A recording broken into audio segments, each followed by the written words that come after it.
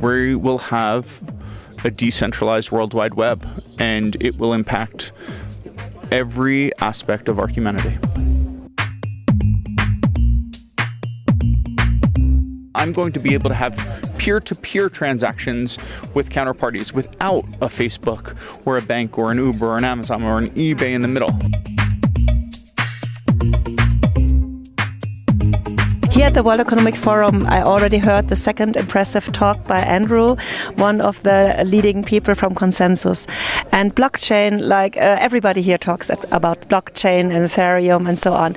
And can you please give us an overview of where we are right now, at which stage? Sure. So blockchains represent the next generation of the World Wide Web. Very simply, today's internet that we know has primarily served as a medium of communication. And tomorrow's internet will have that ability to communicate, but will also have that ability to agree and transact. So what I mean by that is that I could send you an email, and if I send a carbon copy of that email, that's okay. But if I were to send you money, I can't send a carbon copy of that money. So blockchains embed distributed ledgers where we can track assets. And the Ethereum blockchain specifically can track essentially any asset and make any type of agreement. So what is Ethereum? You compared it to the World Wide Web. Yep. So what are the different layers? As far as I could understand Sure. right now, Consensus, you build apps on top of that. But what are the different layers if you compare to the World Wide Web? So basically, the three fundamental important considerations around Ethereum revolve on A, self-sovereign identity, B, digital assets, and C, smart contracts. So what self-sovereign identity means is that instead of logging into Facebook or our retail bank account or eBay or Amazon or Uber, we're going to log into our own self-sovereign browser. I'm going to log into my own browser. It's going to have my identity. It's going to have my reputation, which basically shows how I conduct myself in society. So the equivalent of the 5 stars in Uber will happen for every transaction. And then I'm going to be able to have peer-to-peer transactions with counterparties without a Facebook or a bank or an Uber or an Amazon or an eBay in the middle. The second part are digital assets. So now we're able to create digital representations of any asset. So that's something like a euro or oil or gold or concert tickets or loyalty points or electrons from a solar panel. And we're going to be able to move these assets by what are called smart contracts. And basically what a smart contract is an agreement, very simply. But the agreement embeds these digital assets. So rather than a Microsoft Word document that's drafted by a lawyer and recognized by a notary that's hard to enforce if there is a breach of that contract, we're going to have digitally enforceable agreements that have these digital assets. And if I do what I say, the contract will be forced to release the asset. Okay. Because everybody knew about the bitcoins, and it's a lot about transactions, and business have to do a lot with trust. So besides the speed, that means that it's a very qualified network of trusted people.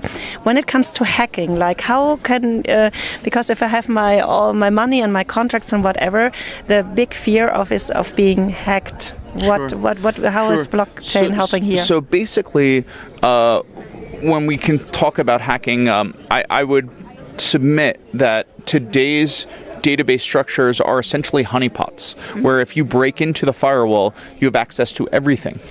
With blockchains, you literally have blocks of information, and no major blockchain has ever been hacked into. So the Bitcoin blockchain has never been hacked into. The Ethereum blockchain has never been hacked into. There have been applications built on top of it. And the analogy is like the World Wide Web wasn't quote unquote hacked, but maybe a website was hacked. But basically, none of those blockchains are ever hacked. And basically what it does is it encapsulates the data. So rather than a honeypot, you may have access, if somehow you were able to break through a blockchain, you would only have access to one block of data.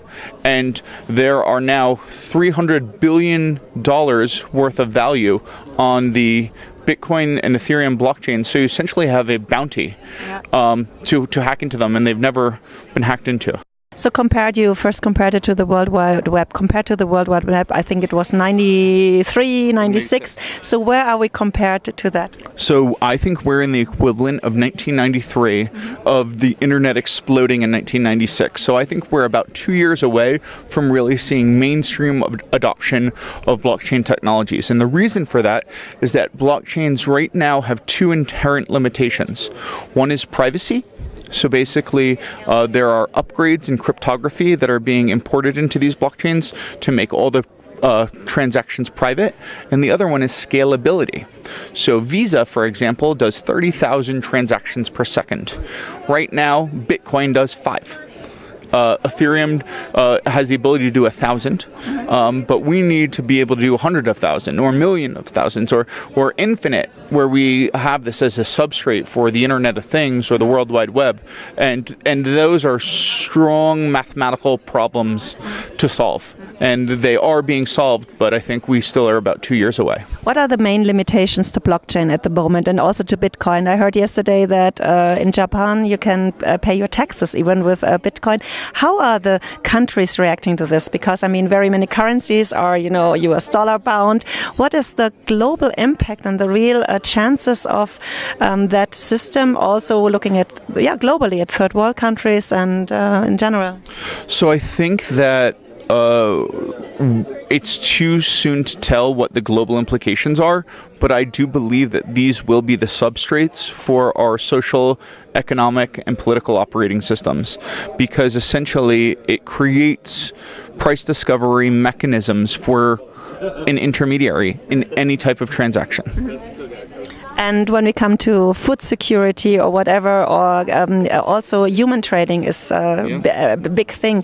How can blockchain help here? Sure. So the most important improvement is the notion of digital identity. So I think there are 2 billion humans who don't have a quote-unquote identity, and now we can create a self-sovereign identity for them, and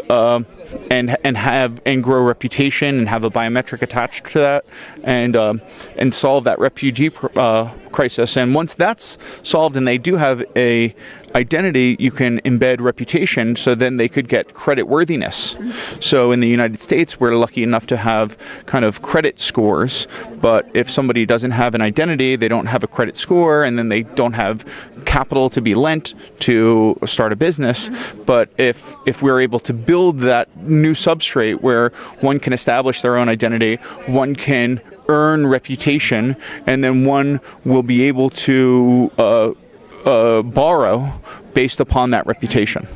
But to use all these applications, I don't go to blockchain.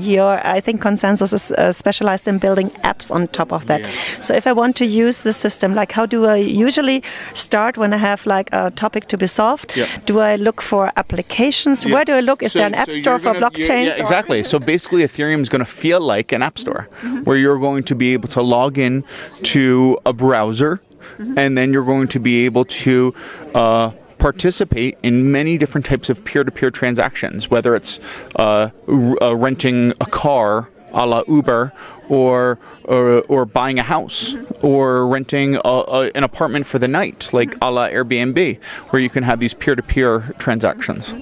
And one more question, like it seems so clear that in a trusted world that you need identification.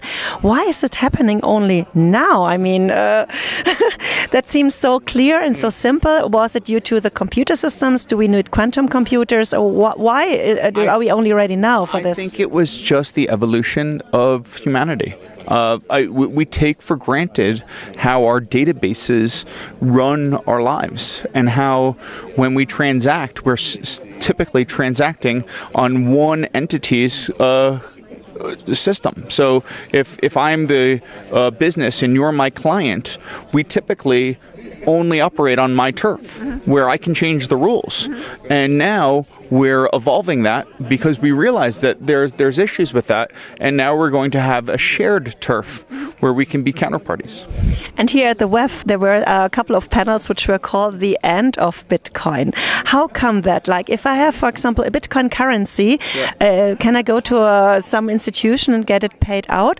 Or is it like investing in a currency not so much known, where I always have the risk that totally the system, there's a... So I think of Bitcoin as the opening act of this technology, the generation zero kind of MySpace, if you will. And there's been many new evolutions in computer science that learned from Satoshi's Bitcoin, so we must be thankful to her. And that being said, Bitcoin really can only do one thing, is the transmission and the storage of value. I can send you the token, you can send it back to me. And I believe that, like everything in technology, there's newer and better evolutions of it that are more cost efficient. You can also create more business logic, so it's not just that I can send you the token. So I think that like everything, it's evolution. And 5 years from now, what do you think? I think we will have a decentralized World Wide Web, and it will impact every aspect of our humanity.